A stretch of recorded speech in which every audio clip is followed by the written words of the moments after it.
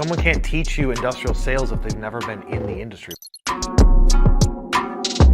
You're going to get tips and tricks from our sales lives that you won't get anywhere else. What I'm trying to get us to be is the biggest industrial sales and marketing agency like in the world.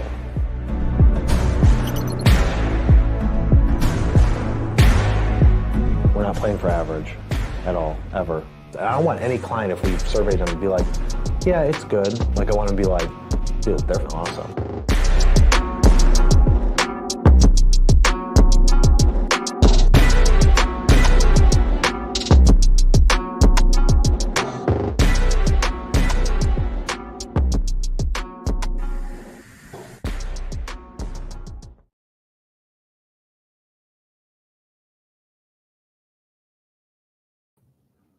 What's up, guys? Kyle Milan, and I am back live. Today is Tuesday, so we're here talking about industrial marketing at the only place that you can find the most content about industrial marketing. There's other creators out there, but they do not have as much content as we do here at MFG Tribe with our production, talking about industrial marketing, industrial sales. So every Tuesday, we come live talking about industrial marketing.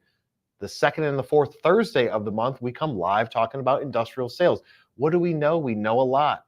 We are the leaders in the industry when it comes to industrial marketing. It's the only thing that we focus on, the only thing. There is no plan B. This is the market that we are here to serve and dominate. If you guys are new to the content, head over to my YouTube channel, hit that subscribe button and turn on notifications. We have right now over 1,100 videos on my YouTube channel. It's all about things like what we're going to talk about today and everything in between, from strategy to tactics to actionable things you can do. Social, email, PPC, web, SEO, video, everything, but it's all about industrial marketing. So let's get into it today. Today we're talking about what? Today we're talking about effective email marketing strategies for industrial companies. What do we know about that? Well, we know a lot because we're doing this every single day for industrial companies. Now, the markets that we serve, half of our clients have an industrial product, half of our clients have an industrial service. The products can be selling into direct to consumer, into B2B. They could be selling into other manufacturing companies, but it's some sort of technical industrial type product. And on the flip side of it, services. You're talking machine shops, injection molders, robotic companies, automation houses, material handling, material service, like everything in between from a service standpoint.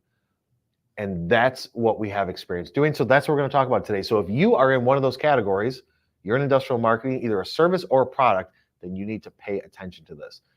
As we go out through the content that we're about to go through, we're going to take a break once we're done and answer any comments live. So if you guys have questions, you have comments to add on top of stuff, please put them in the comment section below, whether you're coming from YouTube or on LinkedIn.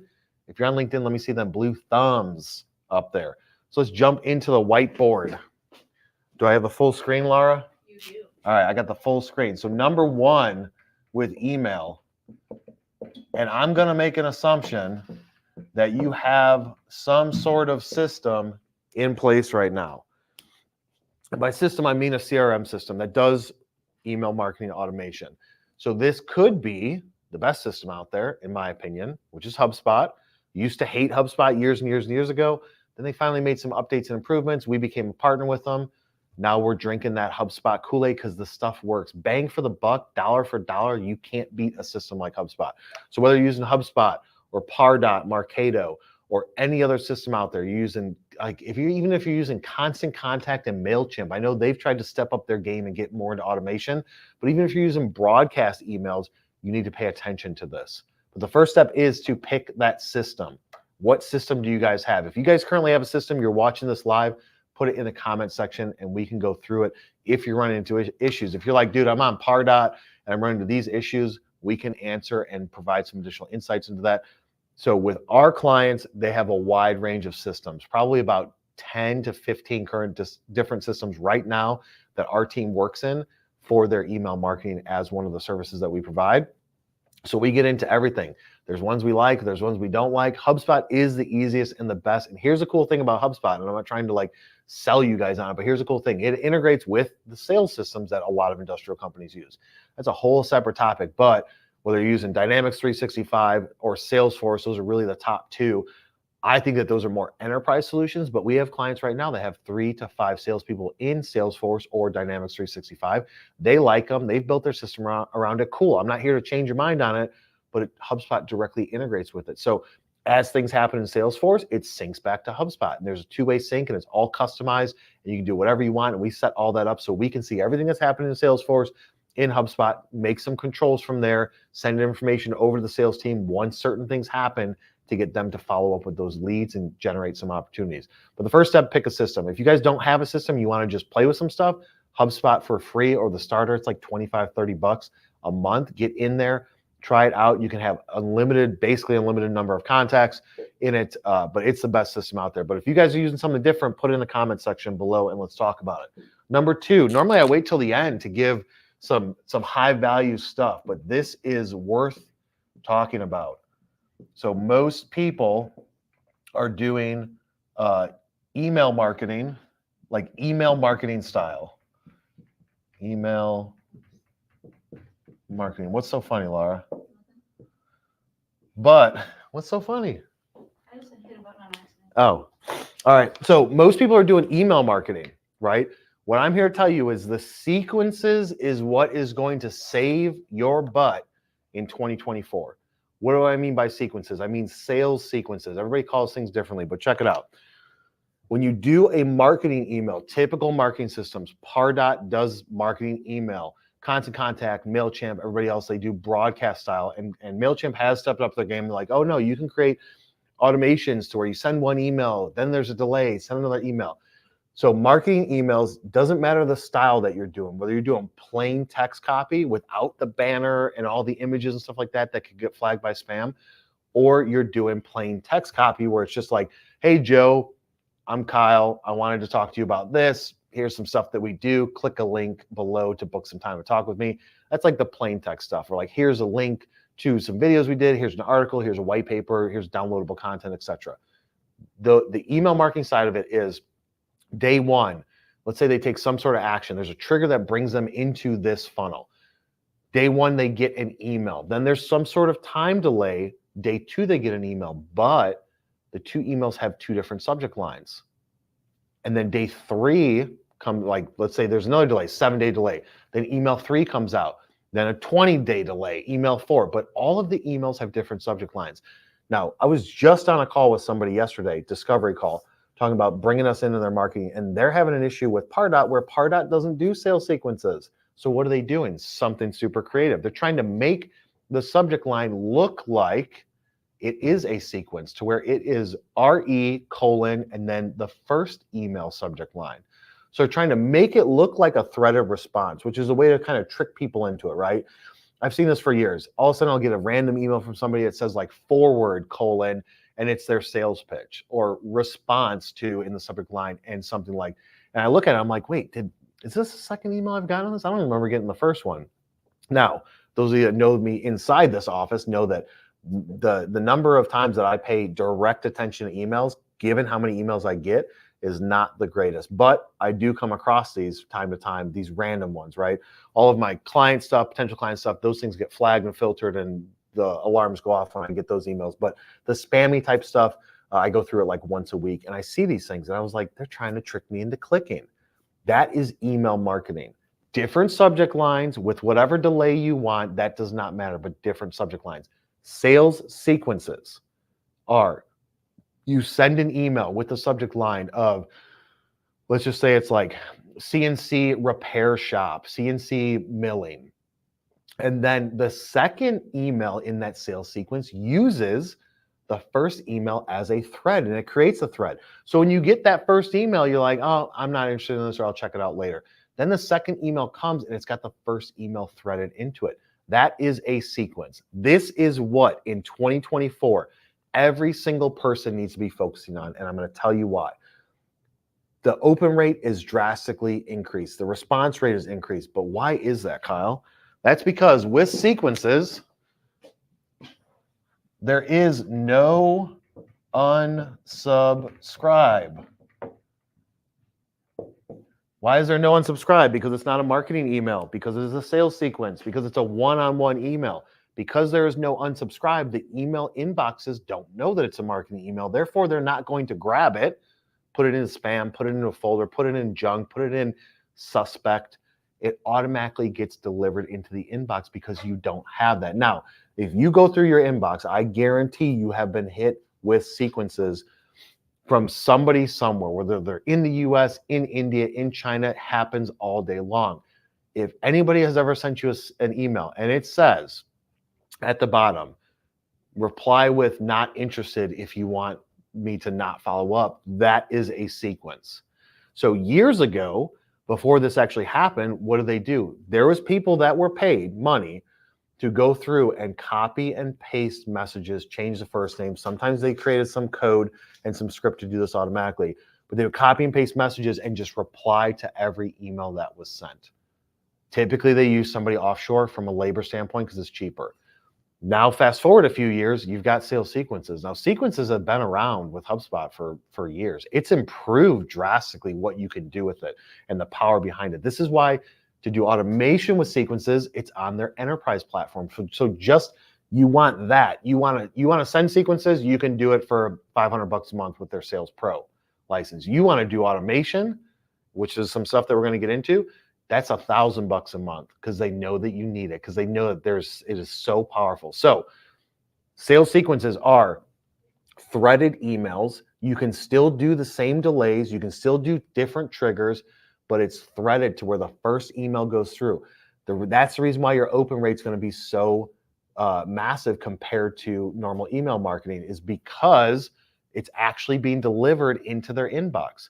And what do I mean by massive? So typical email marketing, maybe you get 8 to 12, 13, 14% open rate. This is cold, right? So we're talking about cold contacts. Maybe you get that 8 to 12 to 14% open rate. I'm not talking about like newsletter sign up or somebody that like is a current customer. That you should get 30, 40, 50, 60% open rate. But the cold contacts, because that's what we're focused on, right? You can nurture your existing customers, which you should be doing. You sell a product, sell a service, you should be nurturing them with new things that are going on. That was what I would consider easy marketing. But where the rubber meets the road and what people care about is deals and money. That's all that really matters is my brand increasing and am I getting deals? So if the goal of your company is to get deals, opportunities, does not matter if you're selling a product or a service, that is the end goal of every campaign, is to make money, then you need to be bringing new people in. And you have to consider them cold. You can't just wait for somebody to like fill out a form all the time. You have to be going out to the market, grabbing people and pulling them in and hitting them up with some outbound marketing. This is what sequences are for. So if a normal email marketing to a cold contact is 8 to 14%, sales sequences are going to be about double to sometimes 2.5, 3 times the results that you would normally get. So I'm talking 20, 26, 30% open rate on a cold email sequence is ridiculous. That's insane. That does not happen. It does not matter how good your copy is. You're not going to get the initial open. You can A/B test your subject line till you're blue in the face. That is not going to affect open rate as much as them actually getting the email. So step one, most people aren't even getting the email in their inbox. This solves that. The response rate is going to increase because they actually got the email. Now we're going to go into copy later and stuff like that, but the response rate is going to increase, the reply rate is going to increase, the click rate is going to increase, the booking time, the goals, whatever your goal is going to drastically increase if you use sales sequences. We saw a trend last year in the second half. We tested out the theory. We got it to work flawlessly. We pushed it to our customers and we started changing everybody over.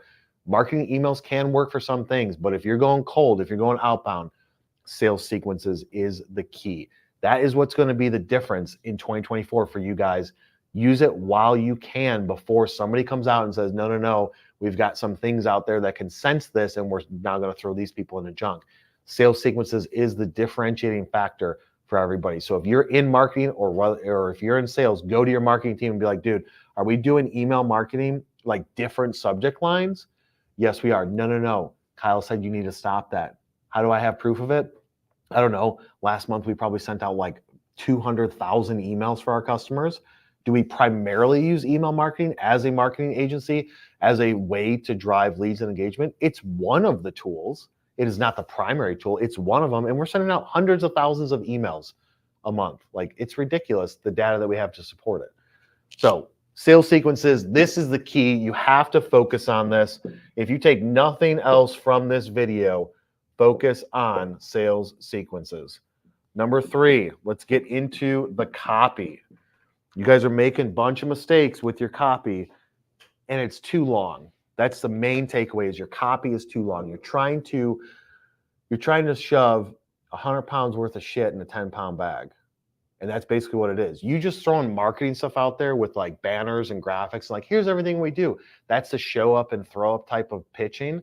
You're going to try and just throw up all this information into a customer and expect them to be like, ooh, this looks good. I'm going to click it and engage. No, they're going to glance over it. It should not look like a Saturday Home Depot ad.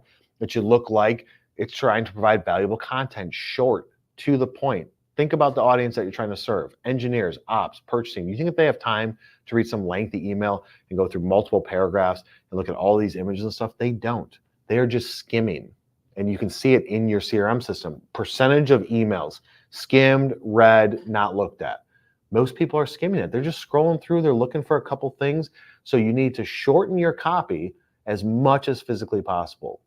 It could just be like 6 lines of copy and a link, and keep it very direct and to the point.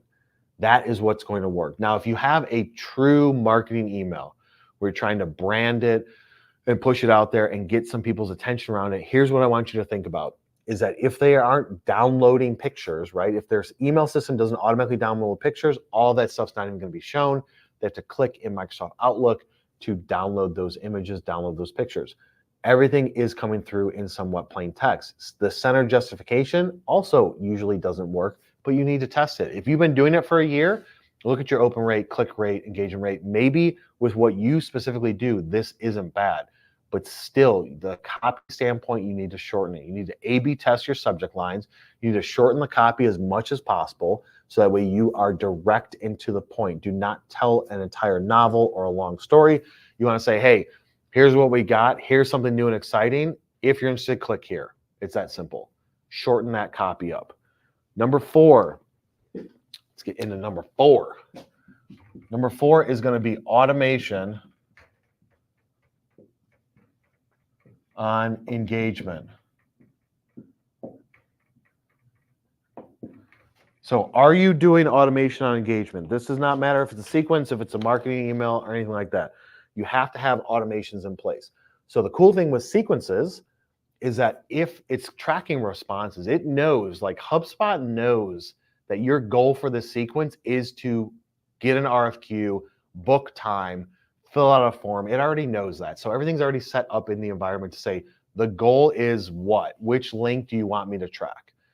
Also, the cool thing about sequences with HubSpot is if your sales team, whether they're using Salesforce, Dynamics 365, whatever, to do their sales tracking in their deal stages in their pipeline, everything can be copied over to HubSpot. So we're copying that information over. Ideally, they're using natively in HubSpot, but even if they're not, you copy it over.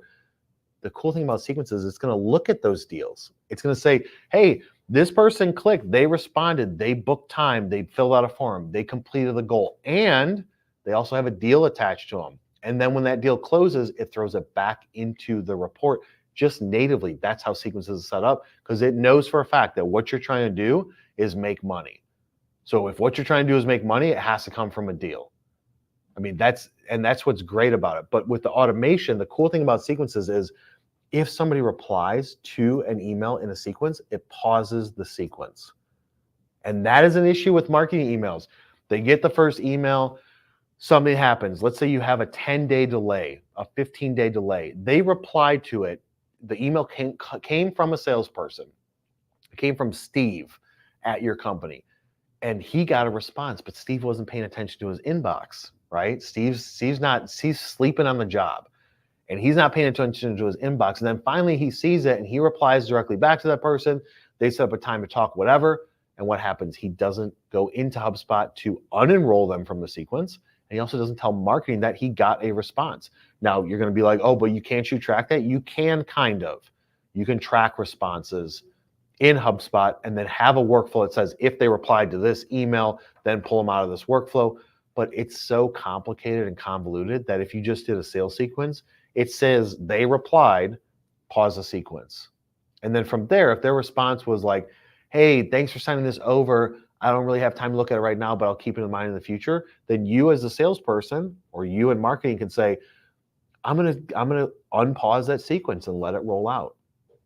The other cool thing about sequences is that from an automation standpoint, you can set up multiple triggers and multiple steps to be taken. So with automation on it, you can say step 1 is an email. And maybe it's somebody super cold, so you want to send 3 emails. This is like a typical cold sequence for us. So you send 3 emails, 1, 2, 3. Then from there, based on their engagement, you're going to then have a task that says, let's say it's phone call. So step 4 is a phone call. Then from there, maybe then step 5, after that phone call is logged, then it goes back to an email. Then maybe step 6 is LinkedIn. But it's all based on engagement. You have to have the automation set up. So with sequences, you can have it automatically. This is my sequence, 3 emails. Then it's going to trigger the salesperson with a task to call the person. Then the sequence is going to pause. Once that task is completed on that call, then it's going to resume the sequence. It's going to send email number 4. That's step 5. Then once that email gets sent, then it's going to schedule another task for the person to send a LinkedIn connection request. Then after that, I mean, you can have this thing go on forever. You can have it go on for like the entire year, just one cold sequence. But having the automation based on engagement, this is where you're going to be able to pull people out of one funnel and into another one. So let's say you sent those 3 emails, they never opened them, never clicked, never did anything. If that happens, you do not want your salesperson necessarily calling them because they're not even engaged. If your salespeople are busy, which they should be, doing deals, quoting people, having conversations, taking somebody completely cold that's never done anything and telling them to call them is less effective. So let's say they go 3 emails, no open, no click, no response rate. Then you have automation that says, pause that, throw them into this workflow that's going to put them into a long-term nurture. So it's an email once every couple of months, sending some articles, sending some videos, sending some new stuff. Then from there, once they get done with that, then maybe you throw them back into a different sequence, like a nurture sequence. But you have to have automation based on engagement. If you just throw 1,000 people into a sequence and say, once they get the emails, then you're going to have to call them, then you're going to send LinkedIn connection requests, and you're going to follow up here, you're going to send a direct, try to do a Vidyard video, shoot a video for them, say why they should use your product or your service. That's going to be less effective. You're going to end up spending so much time making calls, doing videos, sending connection requests to people that are not engaged with you. Now, just like I've said before, if you're trying to email market to somebody and they don't engage, that doesn't mean that they aren't interested. It means that they didn't see it. And so if they didn't see it, find another method, another way to get a hold of them. The phone is one, LinkedIn is the other. Just send them a connection request on LinkedIn. So you go from one cold sequence with 3 emails, drop that, throw them into a different sequence that's scheduling tasks. So no engagement, workflow then takes them out of that sequence, puts them into a different sequence that's going on the sales side. If this is how your team is set up, where your salespeople are doing a lot of outbound. Now, if your team is set up to where your sales team only engages with MQLs, marketing qualified leads, so marketing does something, somebody raises their hand, says, yes, I'm interested in talking, yes, I want to quote on that equipment, that service, etc. Then from there, they're only going to talk to MQLs, and it's up to them to convert them into an SQL, a sales qualified lead. But so you're doing more automation up front. You're not going to rely on the salesperson to send a LinkedIn connection request. You're not going to rely on them to make a phone call or send a video or anything like that. You're just doing automation. So maybe your sequence for them is 5 emails based on engagement, then they go down another path. But you have to base it off of engagement. You can't just keep throwing darts at the wall, seeing what's going to stick, and then waiting for somebody to respond. That's going to mess with your open rate, your click rate, your send rate. You're going to possibly have some issues with bouncing. You're possibly going to get some unsubscribes if you're going heavy on the marketing side of email, which is going to put your domain in jeopardy, and then nobody's going to be getting your emails. So try and do it based on engagement. I'm 100% fan of saying, I'm going to grab this group of people that don't know me, put them into a sequence, and drip them out over time.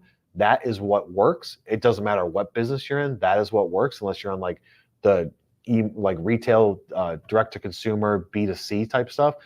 But that is where you have to drip it out. It works, but you have to then take more action based on the engagement. So you better have triggers set up. Open, click, website visit, downloaded some content, didn't do anything. What are you going to do with those people that did nothing? put them into something else. Don't just let them fall at the bottom, because what's going to happen is a month or two, they're going to come back and be like, we brought in like 5,000 people. What happened to them? Oh, here's 3,000 people that they haven't gotten anything in like 6 months. Well, why not? Well, because you didn't have automation based on engagement to throw them into another campaign. So when you're building out your email marketing automation system, you have to be thinking about all of the different scenarios. What happens if they reply? What happens if they go to the website? What happens if they click a form, book time? What happens if they download some content? What happens if they don't respond? What happens if they say, I want to unsubscribe? Put all of those verticals in there and say, I need a solution to every single situation. And after all of that's said and done, what happens with those people? They go into different workflows. So you have to build it all out. The last one, number 5, we'll put it right slap dab in the middle, is going to be contacts. You need to be pulling new contacts in. I don't know how many times I've talked to industrial companies. I'm like, what's your like, how are you guys going after people? They're like, well, we've got, some subscribers and we got some newsletter people. We got stuff that we've done from trade shows from years ago and stuff like that. I'm like, all right, what's the list look like? They're like, 5,000, 7,000, 20,000 people. Okay. Are these contacts even good? Have you run them through something like Never Bounce or Unbounce to see, are these emails even valid? Well, we haven't marketed to them in a while. Okay. You need some new contacts, and a lot of them. Depending on what it is that you sell and market, you need a lot of new contacts. And that is the only way that you're going to drive leads. I'm literally in the process of writing a proposal right now for a company where the main goal is for new opportunities, new leads, lead gen. But if you don't have new contacts to go after, what are you doing? Are you waiting? Then you're waiting. Because if somebody's like, oh, we're going to run a PPC search campaign, and when they search, then you're going to show up, you're going to compete with everybody else, and they're going to go to the website and do all this stuff. Okay, you're waiting for them to search. I don't have patience to wait. While that can be a vertical or a pillar in your strategy to say, when they do search, I want to show up. Okay, there's a lot of dollars you're throwing in that. You're talking $2, $5, $10, $20,000 a month on search, depending on what it is that you're going after, to get in front of them there. Whereas I would rather just like grab them by the collar and say, yo, let's talk. So it's done through email, phone, social, web, trade show, like it's done through everything. But if you need to grab those new contacts, you need to go out there, use an agency like ours to do it. If you don't have the resources yourself, we'll do it for you. We'll build that list of contacts. I want upper management or management level engineers at these types of companies in this industry, at this size, in this geographic location. Show me what you got. We go through our system that we have our subscriptions to. We pull a list. I'm like, hey, I've got 2,600 companies that match that, and I've got, let's say, 1,800 people that have high quality contact scores. I'm not buying this list from a third party. I'm farming and hunting the list myself with real-time data. Then we take that information, get that list together, put them into a marketing automation system, segment it out, and put them into sequences, workflows, all of that stuff. But you have to do it with new contacts. What's the best system out there for contacts? There's tons. The ones that I like the most right now, ZoomInfo will always be number one for me because they have the most accurate data. Now, how many contacts you purchase, the subscription level you have, all of those things, that depends on the situation. For us, though, they have the best filters. Everybody's copying them. Like, they've been around since 2007. I've been using them since 2015. I built my company off of an initial ZoomInfo license back in 2015 by copying people's contact information and then marketing to them to get them as clients when I first started this agency 8 years ago. They are the best. They're the OGs. I think that they are worth a look, but don't sign up for too much because there's some BS out there about some of the things that they do. I disagree with some of their other programs and softwares that you could buy. I don't think it's the best use of your dollars in industrial, but ZoomInfo is one. Seamless AI is number two. I mean, Seamless AI is cheaper, uses AI, also works with ZoomInfo's list. They, instead of having a team of people that are going through the data, they use AI technology to do it. That's something that's good. There's Lucia. Lucia's pretty good. You got the little Chrome extension. You can search people on LinkedIn, all that stuff. You got, what is the other one? Apollo AI or Apollo.io. Theirs isn't bad too. Like, there's tons out there. Just pick with one of the top 3 or 4 out there. That's how you have to build your list. If you don't have the time or the patience or the money to do it, just hire us. We'll do it for you. We'll manage the entire system, but you got to get new contacts. Do not wait. Take time out of the equation. It's all about speed to market. It's all about speed to getting in front of your people. that you're trying to go after, because the competition's already there. And if you're trying to change your brand perception, if you're trying to increase market share, if you're trying to get deals right now, you have to aggressively go after them. This is the best way to do it right now, along with a couple other pillars. But if you're trying to do it for the most cost-effective solution, build a list, get them on email, drive engagement, then based on that engagement, do other actions in your sequences. We're going to take a quick break and come back and answer any comments. Hopefully there's comments. Laura's looking at me. She's saying, yes, there are comments. Put some more comments in the comment section below. We'll be back in 60 seconds.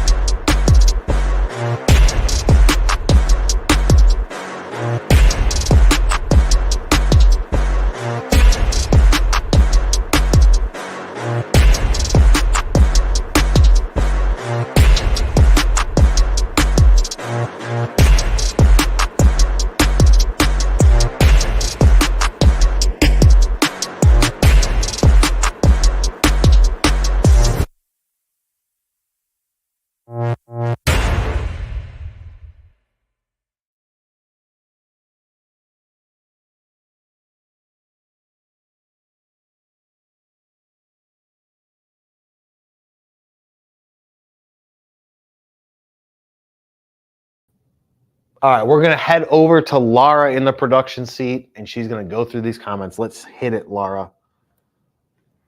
Let's see. First from Tim Drinkwater. Drinkwater's back. He's on every single live. If you guys need something, what does he do? He does custom manufacturing. I think it's CNCs type stuff. You need to hit up Drinkwater if you guys have a need. Learn from what he's doing. I don't know him personally, but I'm always going to give him a shout out because he's here every single week. His question for you, on the receiving side, he very much dislikes the reply to your own email method. How can it be made to feel a bit more classy? So, I mean, just because you don't like it, man, doesn't mean it doesn't work, right? So if you don't like it personally, if you're like, I don't like the reply to your own email, it's like you're just following up on it. So to make it feel more classy, that comes into the copy. If you're just like, hey, if I send you an email and I'm like, Tim, checking in on the below, checking in on the above, want to see where you're at, you can make it more classy with the copy that you're using. And honestly, if I provided you with something value in the first email, like, hey, Tim, I'm sure you're busy, but I wanted to make sure that for your 2024 marketing strategy, you kept in mind this top thing that we're seeing with email marketing of moving to sequences. Click the link below to watch the video. If you did see that, you're going to be less likely to be like, Kyle's a dick when I send you the second one, right? If you're just like, hey, you should use us for your marketing. Like, I'm just going to take my example. You should use us for the marketing. We're the best in the world. We're the best in the US. Here's what we do. We do web, SEO, social, video, content creation, email, like PPC, everything. If I just list all that out, you're going to be like, oh, a sales pitch. But if I said, hey, I was thinking about you. We created this video. I thought you could get some value out of it. For your situation, it could be like a guide, an ebook, some page on your website where you're like helping people out with designing their parts. Keep this in mind. You're sending it to design engineers or people in product development engineering. Keep this in mind when you're designing your next part, because this is a common issue that we see with new product development that we run into when we're trying to machine it or make the parts. It's a 5-step guide, like don't have sharp corners, X, Y, Z, like all these things, right? So it comes into, it'll feel less cheesy if your first email is valuable to them, providing them with value. Then your second one is following up with, you know, you can just say, hey, did you get a chance to look at that video I sent you? Just want to get your feedback. Did you like it? Was it useful to you? It's going to be less cheesy and less likely for people to be like, Tim, you're a dick. I'm going to block you, or please unsubscribe. So it all comes down to the copy. Let's see over, oh, wrong camera. And we're not going to use that one. Which camera? We're going to still use the main camera. We're going to use the main camera. Over on YouTube, Bam Media says, is this a good marketing email? Hey, Kyle, I've got an AI solution that's perfect for your mechanical reliability needs. When can we chat? And then best sign off.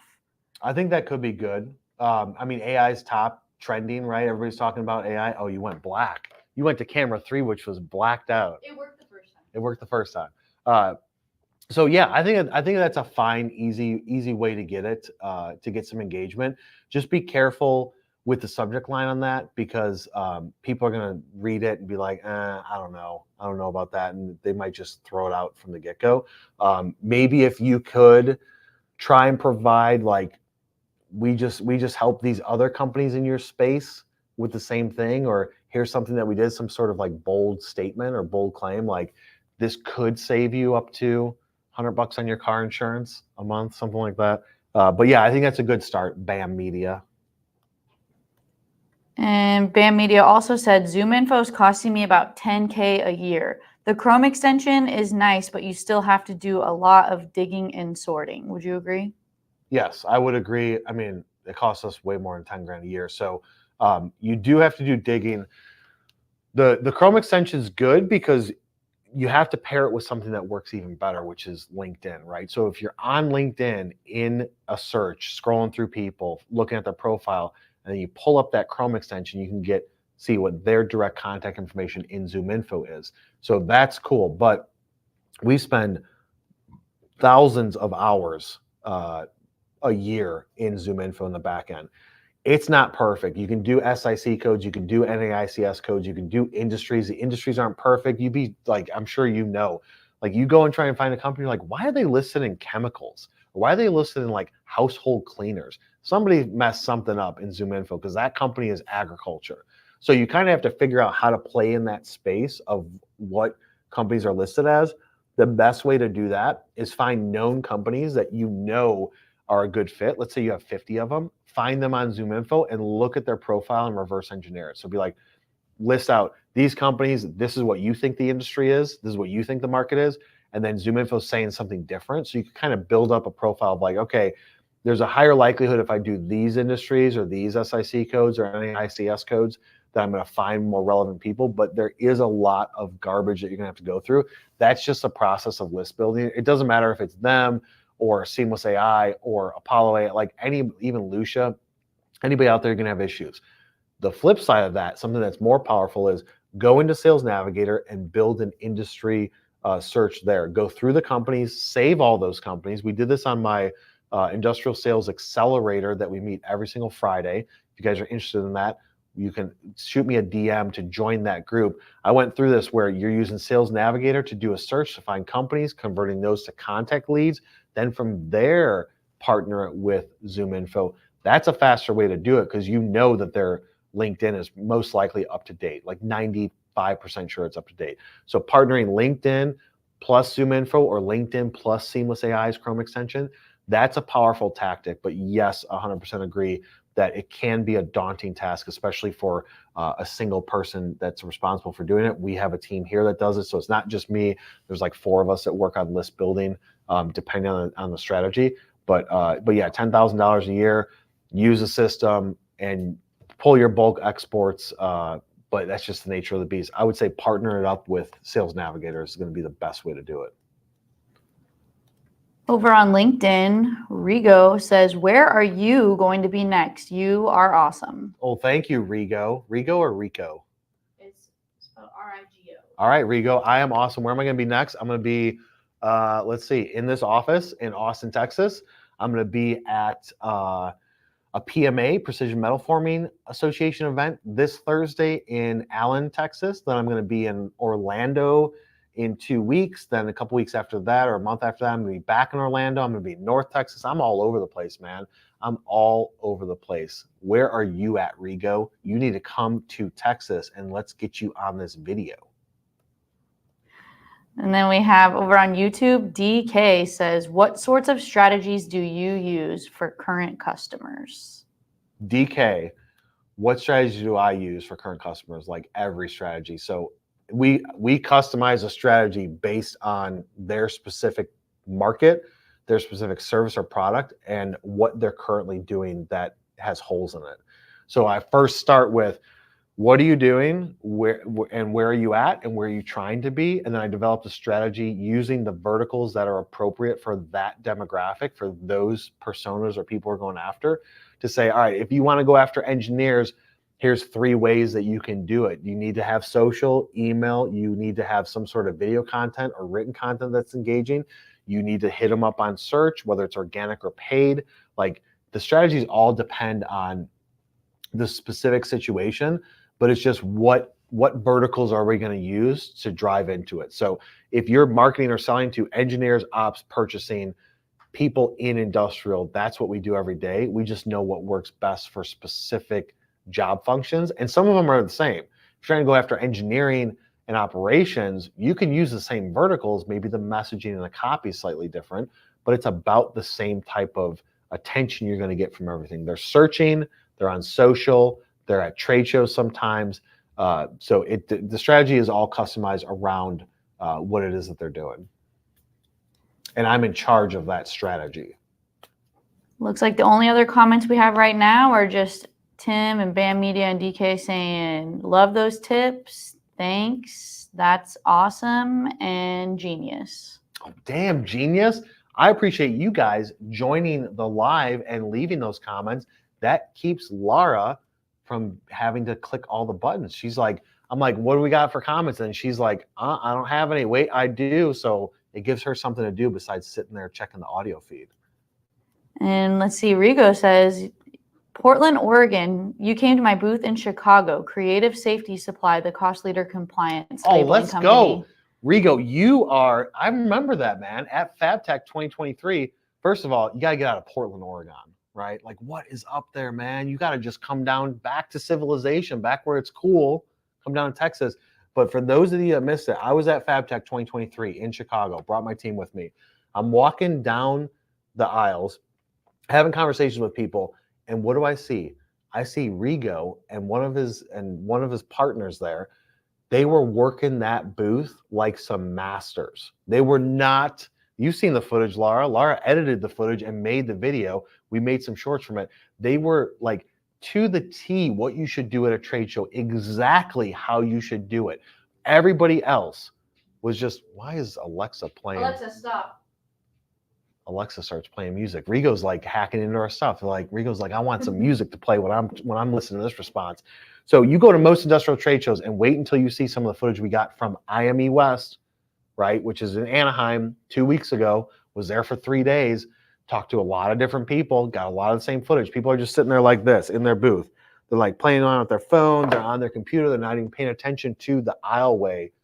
Go back to that footage. Maybe we can drop a link in this in a comment.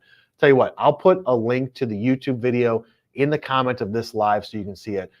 I was there, and these guys are out in the aisleway. They're having engaging conversations. They're asking people, what's up, man? What do you need? What's going on? How's your day going? They were doing exactly what you need to do for industrial trade shows, and I had to highlight it, give them a shout out on LinkedIn. You guys need to use us for your marketing so we can get you to more of those shows and bring more attention to it to allow you guys to do what you do, which is work that booth. I hope, Rigo, that I see you at FabTech 2024 because we are going and we are going to have a booth. Laura, make a note. I need to see where their booth is versus our booth, and we're going to have a whole team there. When we go to Orlando this year, we're having a whole team where I'm talking 10, 20 people are coming from our team with a booth, videos, lights, a whole video team, 4 or 5 people are coming. We're going big for FabTech 2024 this year, dropping all that money because it works, and we'll come and do a special segment on you guys. As long as you're there, Rigo. If nobody else is there, if you aren't there, I ain't coming to your booth. He said, on it, yes. On it, yes. Let's go. Love that. Let's see. We have a question from Caitlin on LinkedIn. Our Caitlin? Yeah. Our Caitlin. I wasn't going to give it away. What if Dude, they they don't know. They're going to look at our profile and be like, this is set up. Caitlin wants to learn. Well, Caitlin wants to know, have you found email marketing to be an effective way to make and maintain connections at trade shows? Have I found email marketing as an effective way to make and maintain connections around trade shows? Yeah, absolutely. So with the trade show strategy, anybody that's doing a trade show, Rigo, you're doing a trade show, anybody else out there doing trade shows, this is how you do it. You have to pull in the context first. Whether you're going after exhibitors or attendees does not matter. Exhibitors is easy.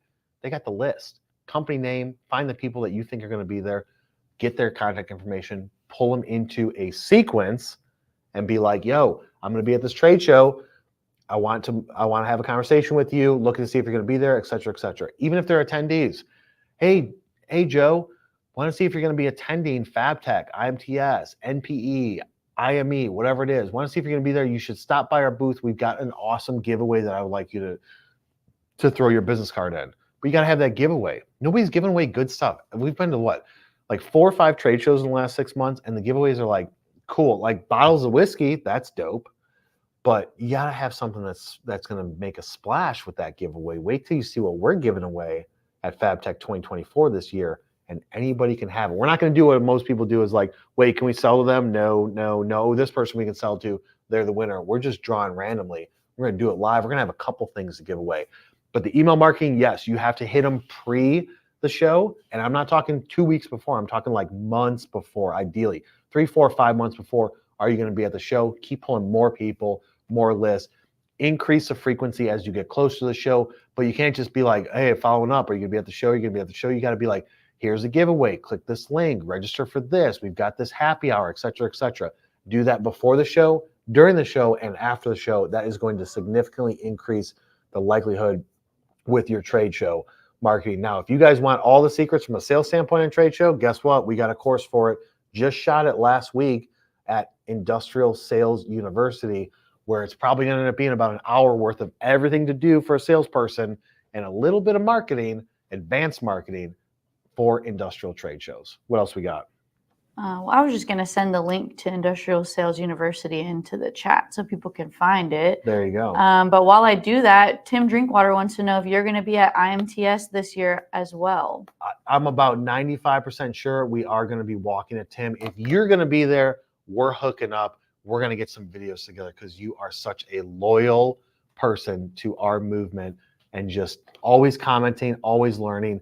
More people should be open to it like you and engaging. A lot of people watch our content. We get, I don't know, what was YouTube last week? Like 200 hours of watch time last week on the YouTube channel. But not many people are out there being vulnerable, being like, hey, but what about this? Asking questions. They're just like, I'm watching it. I love it, but they don't engage much. Tim, you engage all the time. I appreciate you for that. That's all I got right now. That's all Laura's got. And we hit 49 minutes. We're about hit 50 minutes in this live. And Laura was like, we need to keep it under an hour. That's what we're doing. So if you guys got value out of this content, share it with someone that you know. Head over to the YouTube channel and subscribe and turn on notifications. It helps Laura's metrics that she has to report on every single week for her team. Watch time, subscribers, engagement, all that stuff. So you'd be helping her out, the behind the scenes leader of the MFG Tribe marketing team. We will see you on the next one.